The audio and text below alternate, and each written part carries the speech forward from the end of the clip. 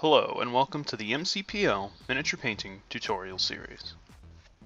In this first lesson, we are going to be preparing a miniature for painting with 3 easy steps. First, we will be removing any flash or mold lines from the model. Then, we will build our model. And finally, we will prime the model with an acrylic spray primer. Let's get started. Let's begin by gathering all the pieces of the miniature. Or if you have a much larger miniature or a more complicated one, just the pieces that you want to be working on.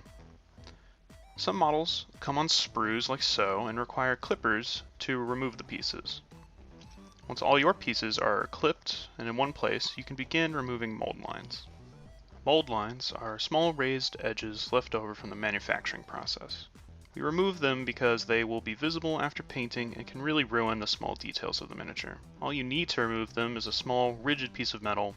The back of an X-Acto knife blade works really well, and you can use the sharp edge to remove larger, more stubborn imperfections. Now it's time to assemble the miniature. But before you grab your glue, I recommend you dry fit your parts together first. This will help you understand how everything fits before you get glue everywhere.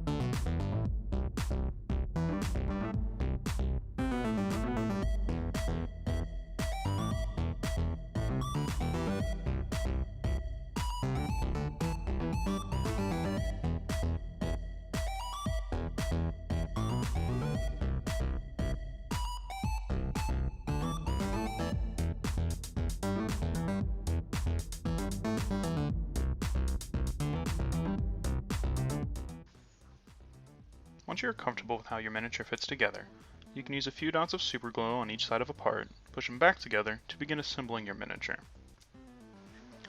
There are a lot of super glue options. Any glue that is advertised as a model glue or plastic glue should work fine.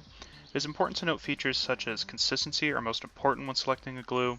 I really recommend gels over liquid glues. Liquid glues are more likely to run. If they get on your model, it can obscure the detail. If they get on your hands, you can end up with all your fingers glued together, which is never really where a hobbyist wants to be. In any case, once your model is glued together, or the parts that you want to be working on are glued together, it's time to move on to the next step. Our final step is priming our miniatures. This will both give our miniatures some color to work with, and more importantly, helps paint adhere to the miniature. Keep in mind, before you start spraying, you'll need to check the weather. You'll want to spray outside on a mild day without too much humidity, wind, or extreme temperatures. Now you'll need to find a way to temporarily hold your miniatures in a way that prevents getting paint on yourself or your environment.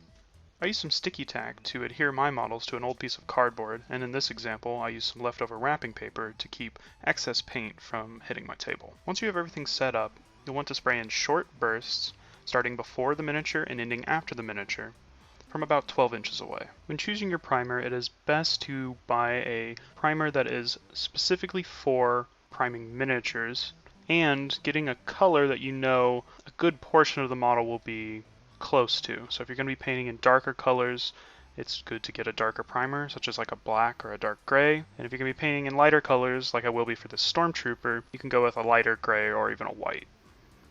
With priming the miniature finished, that is all of the prep we need to do, and in the next episode, we will get to painting the miniature. I'll see you there.